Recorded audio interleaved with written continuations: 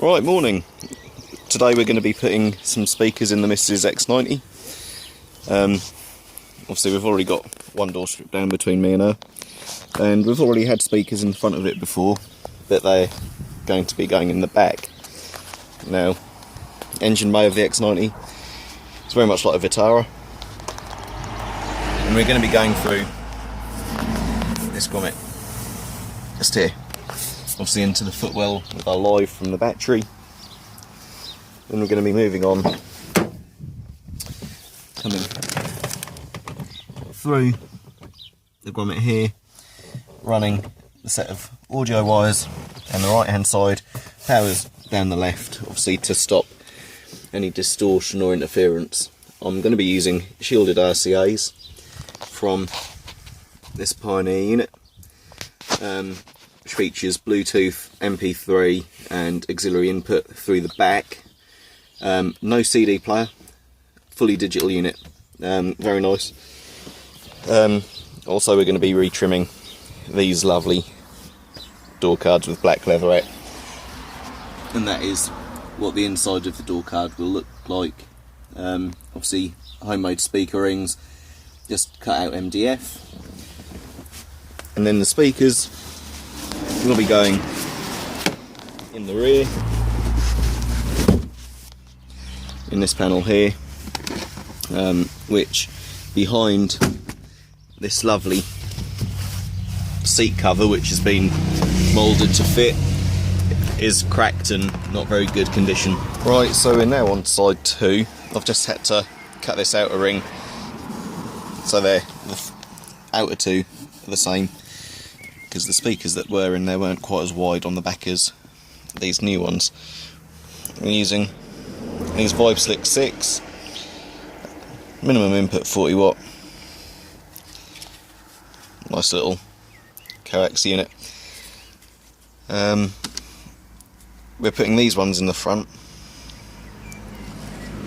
purely because they fit nicer and they're cradled on the back, and the ones that were in the front here are going to go in the back. And I should mention I've got the spade terminals on the back of this running into the original loom, because obviously if we ever return to the standard rear speakers, you know, if we sell it or something and they don't want to pay for the audio, we can return it nice and easily.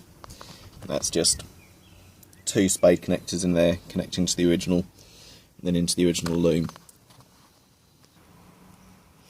There we go, in wires all nice and tucked up, ready for the door cards to go back on. Now I'm using the standard wiring at the moment because I don't think we're going to amp up the front ones. I'm just going to run these off the stereo as usual and amp the rear ones instead. And I only have to install 1 amp, and it's a lot less messing around. Right, so I've made a bit of progress. Live wire down through the grommet. I've still got to silicone and that shut. Just over here we've got some wires. Flat 6 Vibe cable, I don't know if you can still buy this I've had for quite a long time, and some flat 1.6 for the rear speakers going in here. We've got an old Mutant amp, NW480 SP, always used to be a fairly solid unit. Got equalisers on the top, some kicker shielded RCAs, runs 4 wires down there. Idea is we shouldn't get as much interference. As I said, we're not going to be amping up the front speakers, so we've got the RCAs, 1 pair in the output for the rear speakers, 1 in the output for the sub coming in. Got this set to 3-channel mode, crossovers semi set up for now. Quite a good arrangement, to be honest.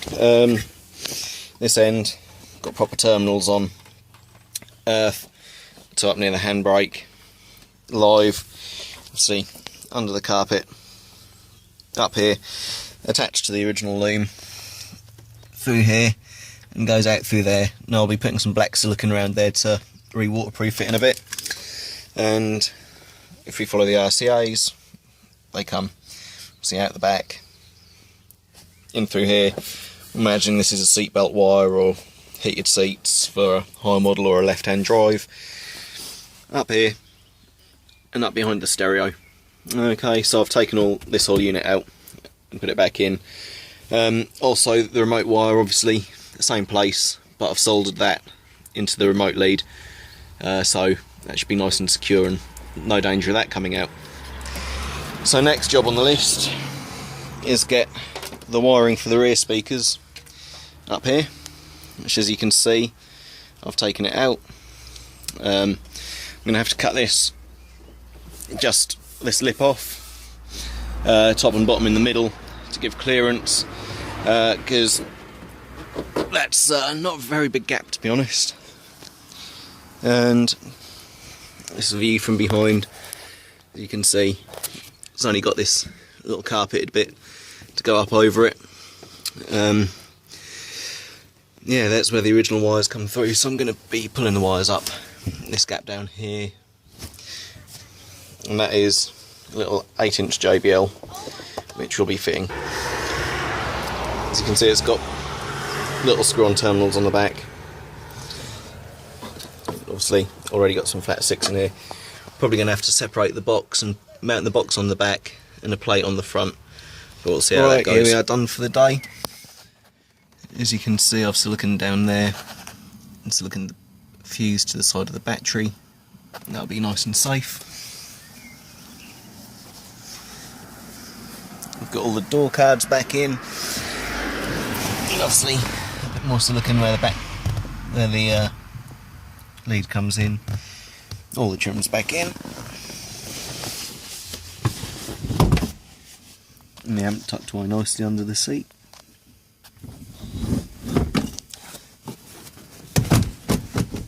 And down here.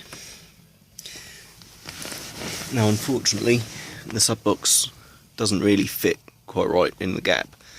So for today, we're going to stop with just the speakers being in the back, and then probably next weekend work on making a sub box to fit the gap in the middle.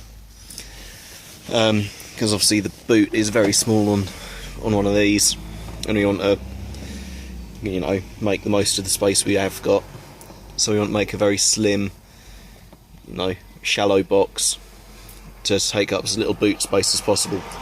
Whereas the box that came with the sub was well, it was a bit too tall to fit in the gap and would have interfered with the spare wheel, meaning we couldn't have had a spare wheel in. So I'm going to call this the end of part 1, pretty much. But before I do, I'll just explain why the wires go.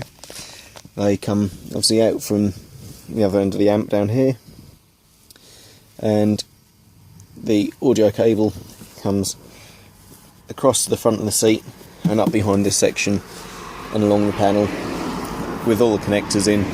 And for now, we've got the sub in its original box just sat in the boot, so it's taken up a bit more space than would have been ideal, but for now, you know, that's what we'll have to do. And then when that's got a new box made, what we'll do is we'll put some upholsterer's foam over the front of this, obviously to account for the gaps and to make it look better.